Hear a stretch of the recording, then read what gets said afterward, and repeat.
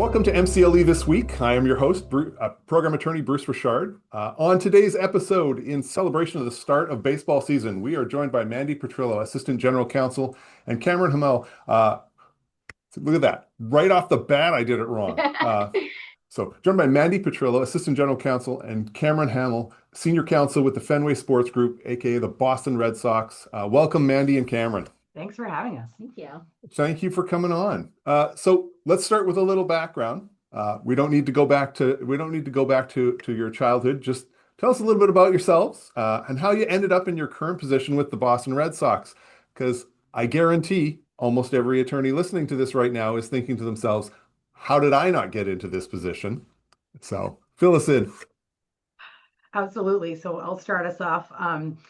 So I've been around since 2008. So entering into my 19th season, we speak in seasons in baseball. Yes. And I got into this position quite after a lot of efforts and a purposeful mission to try to work in sports.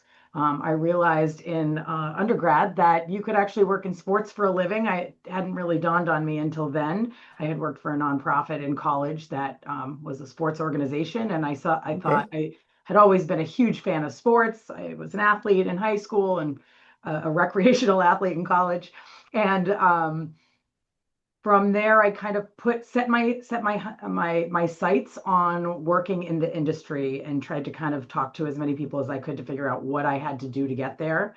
After an unsuccessful attempt right after undergrad to find a job in professional sports, which I chalk up to lack of real experience and lack of network. Right. I worked in some areas that I thought would be appealing to a sports team someday, and then decided to go to law school. At the time, I remember I was working in San Diego doing sales, and Larry Lucchino was the Red Sox president, and Theo Epstein was the GM. Both of them had law degrees. Neither was practicing, and I thought, okay, law school is my next step. How do I Sure. market myself better? I'm going to go get my JD and have an excellent education to boot. Right. So I went to law school with that in mind. I spent immediately while my classmates were applying for law firm jobs, I was trying to find any sort of volunteer opportunity, internship, any sort of opportunity to get into the sports industry or start my experience. And alongside that, I spent a lot of time networking and really meeting people who were players. I came to law school back in Boston, so I tried to find the attorneys who were sports lawyers in Boston. And back in 2000 and 3, 4, 5, 6, you can imagine it wasn't quite as popular. Sports law wasn't, there were a couple attorneys that were practicing in sports in Boston, but there weren't a lot. So it was then when I kind of navigated the industry a little bit and tried to figure out how to get in the door of a professional team or a sports adjacent position. So during my networking, I had met with the assistant general counsel at the time of the Red Sox. I had kept in touch with her, and it was a year out practicing real estate, and the Red Sox were looking for a senior paralegal. So I instead of just checking in with her every 6 months like I had been doing for 3 years, I had set my resume and said, this seems like the exact opportunity that it gets me in the door. And Right. here's what I have to offer for experience. And I'm happy to learn and get in on the ground level and work my way up. Right. And the rest is history. So was it always going to be baseball, or It was it was always not going to always be going to Red be Sox, or baseball. was it just No. anywhere? Actually, when I was an undergrad, I'm from Foxborough, so I am a huge Patriots fan. Yeah. The Patriots was my dream job. Getting Okay. in at some level up at the Pats was my Sure. dream job. But it's funny when I was in San Diego, kind of like thinking about what to do next. I'm a huge Red Sox fan, so just having Sure. those executives as like a really obvious example of lawyers that work in professional sports. So Sure. no, I was networking with all of the sports teams in Boston. I just got really lucky by having that opportunity that popped up at that particular time. Right.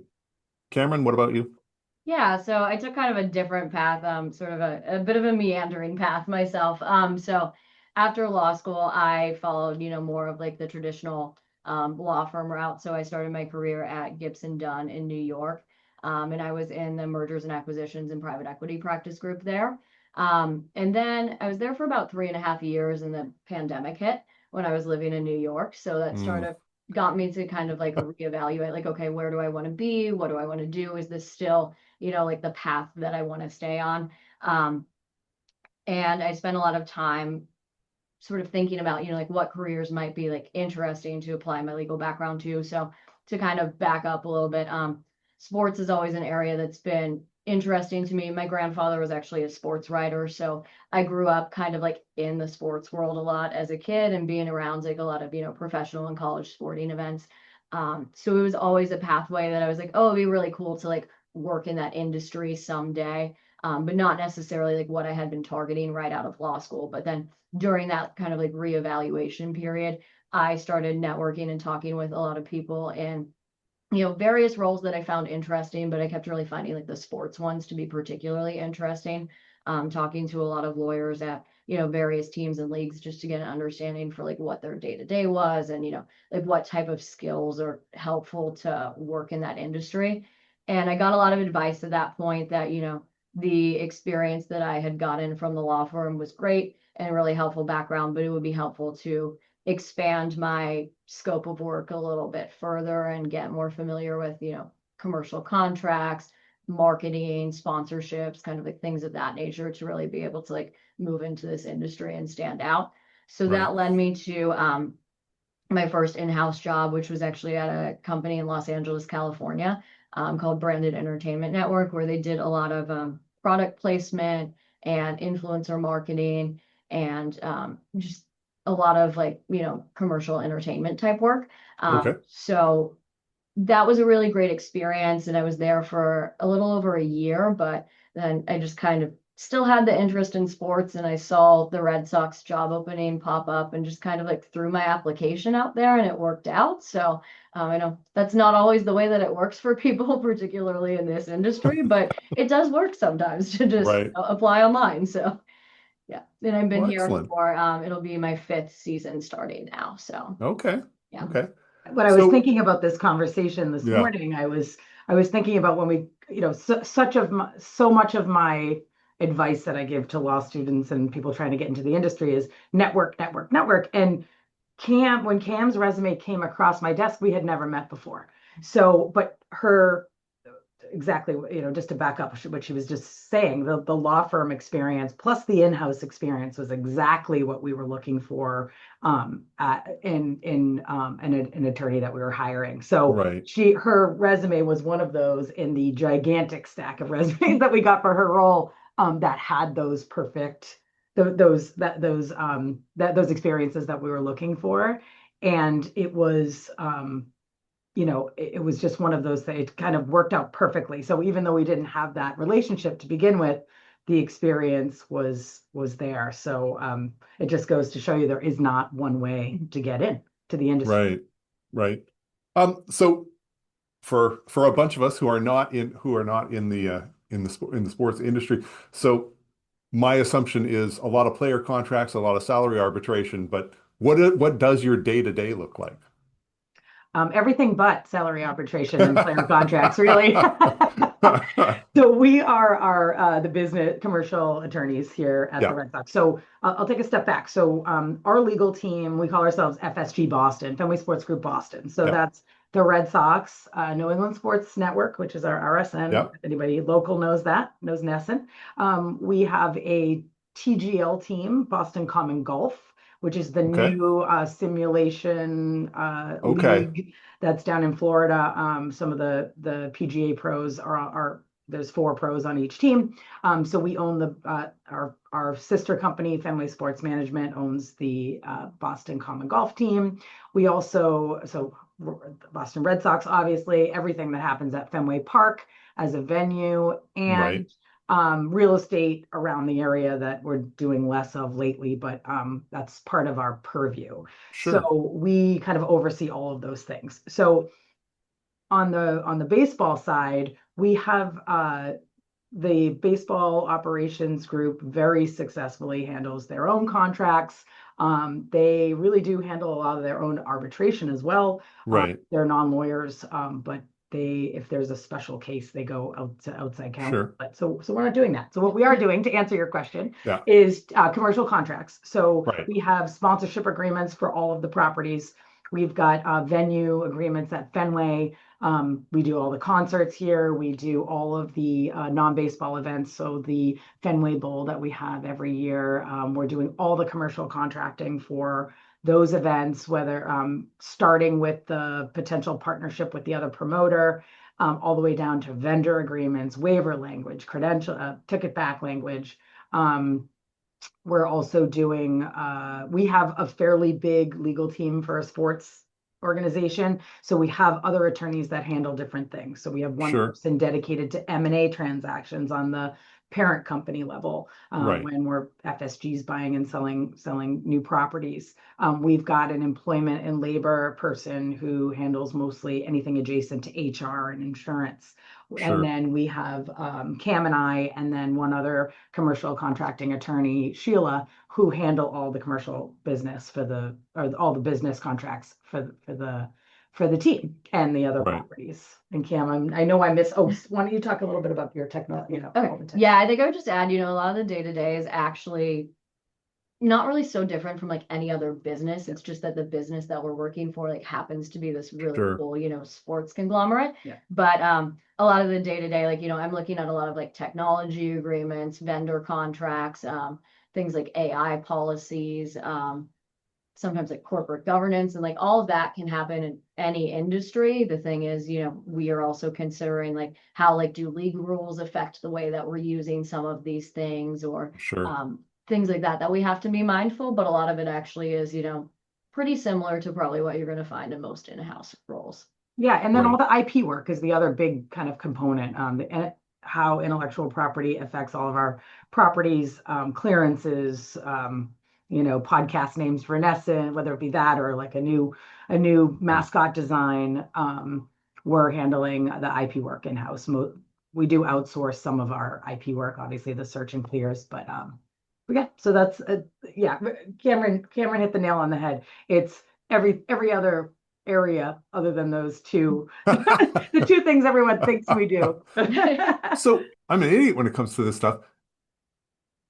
I don't say for Tampa, they're not going to have that same stretch of options just because that's essentially just the franchise, or Correct. am I wrong? You're correct. Yep. Okay. We are very unique. There are actually some other teams that are starting to become a Yeah. little bit more, like the Braves have been in that place for a while. Yeah. There's some other teams that are diversifying their portfolio quite a bit now. But yeah, Right. it's pretty unique. I mean, early on, people would say, we would go to these club council meetings every year at baseball, and they would say, how many lawyers do the Red Sox have now? But we would say, well, we also own our venue, and we have we have a sales arm, and we have a network, and Right. Well, exactly. So I can see how the Yankees would have something similar along yes, those lines, yes, they have a huge staff as well. right. But when you start talking about some of the smaller Yeah. teams, that's not That have going to be an lawyer. issue. Yeah. One lawyer and nothing else to manage. Right. If there's Although I will say, for one, just a baseball team is enough for one lawyer. You would yeah. argue you would definitely need more than one to do all the work. Yeah, I think so. Well, okay, so yeah, except if you're the A's, then that's fine. Oh, boy. Boy, they have an amazing legal team. They do. They're amazing. They're going through a lot. Well, if I can't take a shot at this point, then when am I going to get to take the shot? So, for attorneys listening who listen here, so my next question was that a law school degree can open the door to many paths beyond the traditional law firm route, but making that jump, like I look at this, and when I started out, I briefly considered the idea of as an agent, but immediately discarded that because that was just not gonna. It just seemed like too big a leap. So what experience or choices early in your career positioned you for this kind of an opportunity?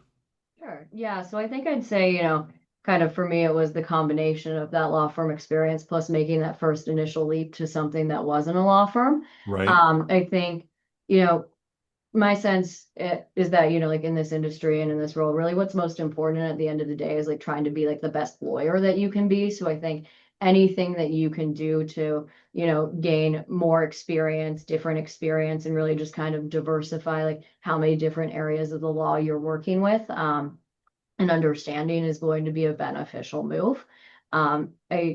With the size of these teams, they are pretty small. Like we have 7 people. Some teams, like we were just talking about, have like 1 or 2 people. So you are definitely more of a generalist. So I think just anything that you can do to be like a really good general lawyer is going to be helpful.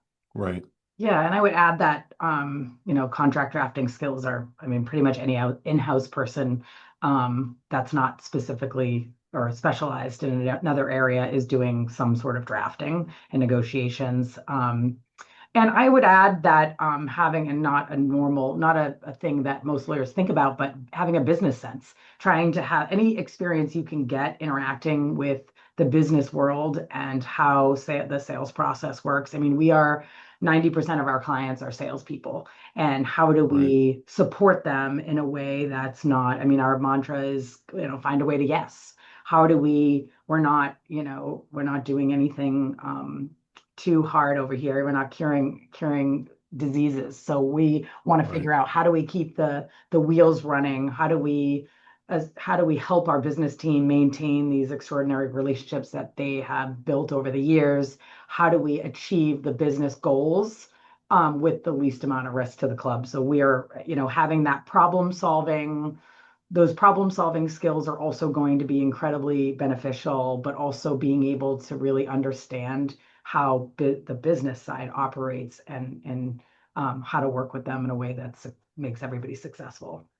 Right. I mean, so many times when you're talking about that sort of field, it's, the salespeople are always like, yeah, it's the attorneys that are going to muck this up. They're not going to let us do this. So if you can flip that, like you said, getting to yes. So, yeah, okay. Absolutely. And I think the part of that, sorry, no, go ahead. But I think part of that is, or one of the more important parts is just developing that trust, and then people will come to you earlier. When you have that great reputation with your in-house clients, that your internal clients, I don't want to, our job is to not have to fix things after they've already happened, right? We're trying to prevent things from happening. So when you build that type of trust and relationship with your colleagues, they tend to come to you earlier before things even really get approved, so that you can guide them. So I think that's the other very valuable component.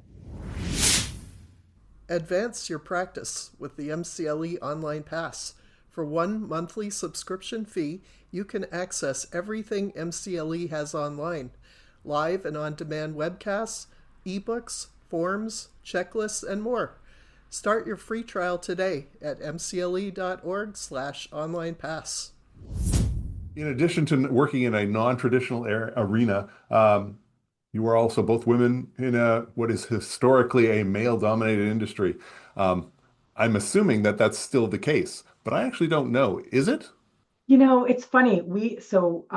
Our team is primarily females. We have 2 male attorneys, and the rest of us are females.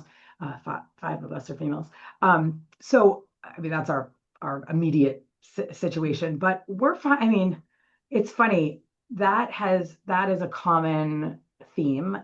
I suppose if you added up all the sports lawyers in the world, you would have more men than women, but we find it's pretty close. It's I think. Okay. We deal with so many women.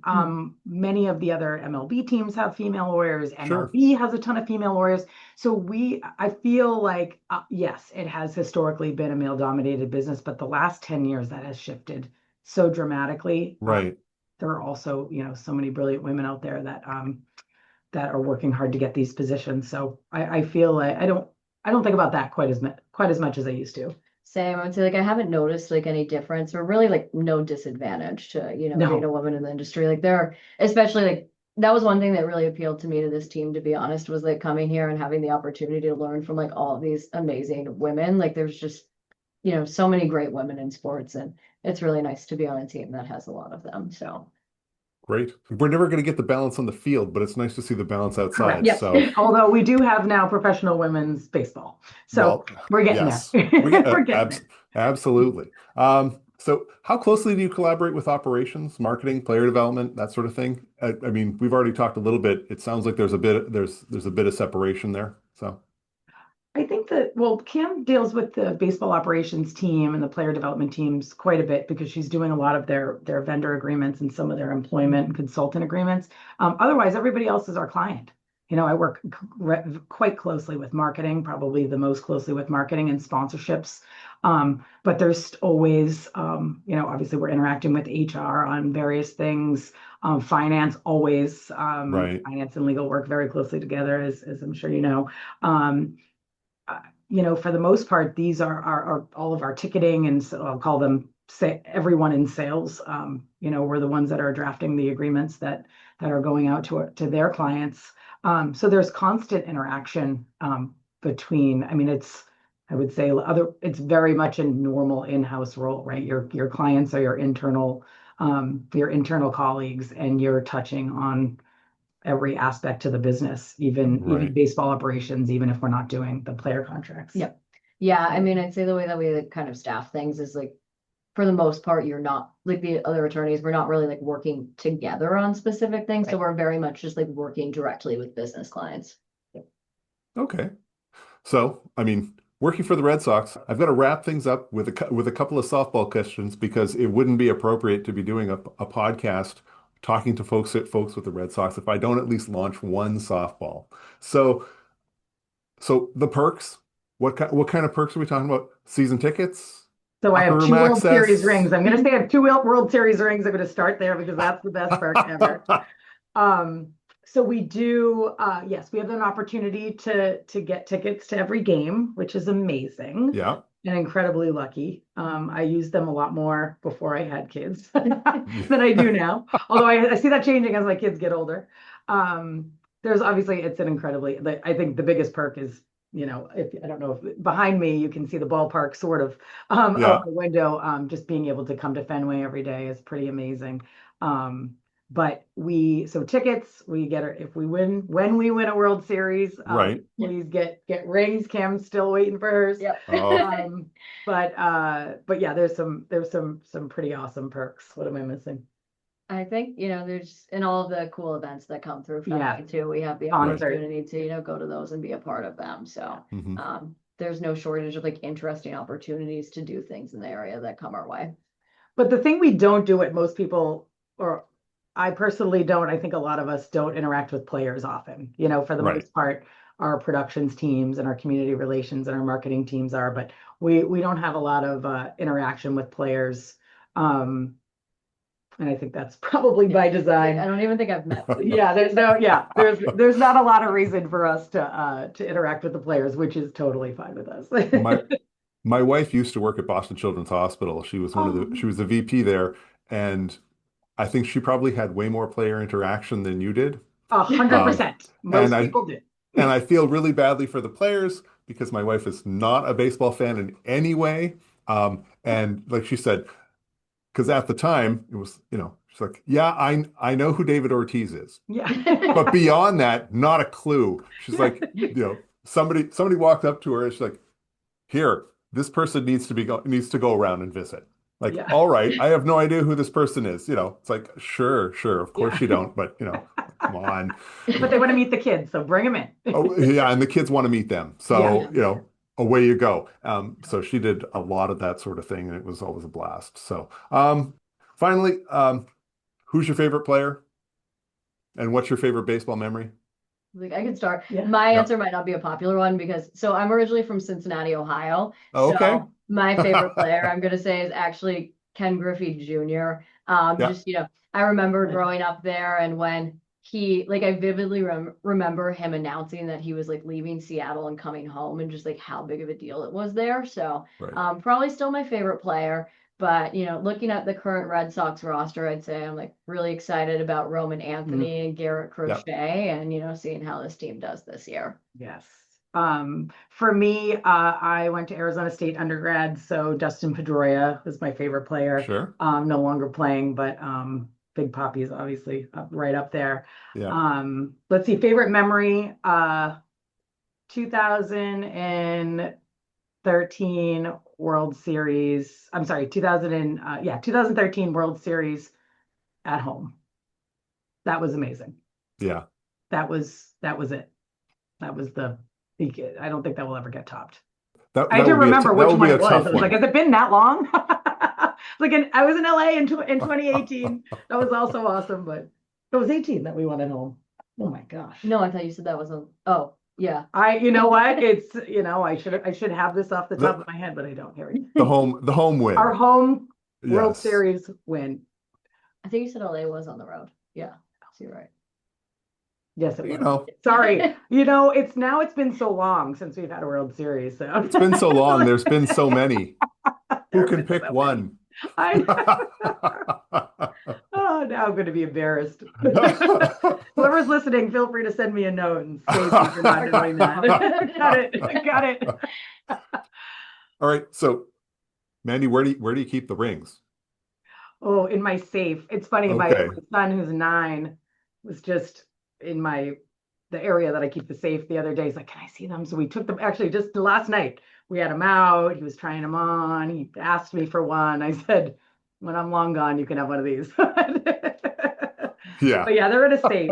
They're very big and heavy. So I don't wear them except for to World Series games. And then I break them out. If we have friends over that have never seen them, I break them out. But other than Yeah. that, they're hidden. Very, very nice. Well, thank you both. Really appreciate you joining the podcast with us today. And I look forward to seeing a new World Series ring sometime in the near future. So, Yes, thank We you hope so so. much for having us. It's been a pleasure. The MCLE This Week podcast is a production of Massachusetts Continuing Legal Education in Boston, Massachusetts. For sponsorship opportunities, email us at podcast@mcle.org.